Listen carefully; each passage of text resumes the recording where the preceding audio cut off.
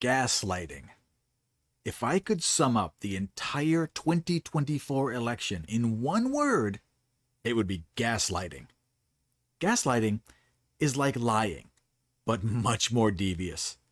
It's when a person absolutely knows something to be true, but through a campaign of psychological manipulation, you are convinced that you, in fact, are crazy, and the things that you believe are no longer true. Now, this is used in cults. It's to break you from your beliefs. And we're seeing it right now. The reason why this will be the theme of the 2024 election is that Kamala is a horrible candidate. They need you to forget that and believe the new talking points. It doesn't matter what you've seen with your own eyes. You must now believe what they say. And for God's sake, stop asking questions. The latest victim of gaslighting is the border czar talking point. Everyone knows that Kamala was in charge of the border under Biden. Everyone knows she was the border czar. But she did an awful job. In fact, many would say that she is personally responsible for millions of illegal migrants, thieves, drug lords, and rapists running free in our country right now. She did that. And now you must forget that she did that and was never the border czar in the first place. The media will get in line and pump out that message until they run out of air. Quote unquote border czar.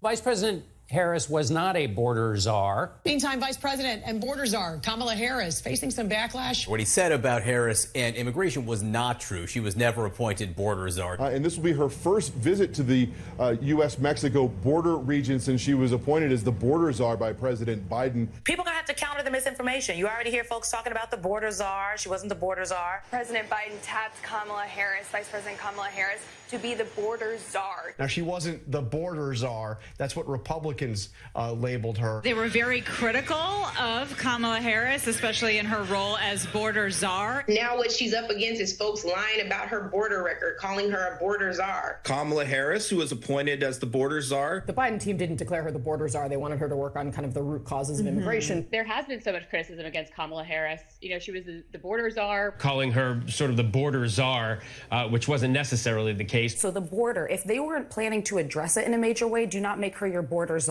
She met with some of the Northern Triangle countries, but nothing has effectively changed. Another example is Kamala calling herself the grassroots candidate. Bitch, you didn't get a single vote. No one wants her.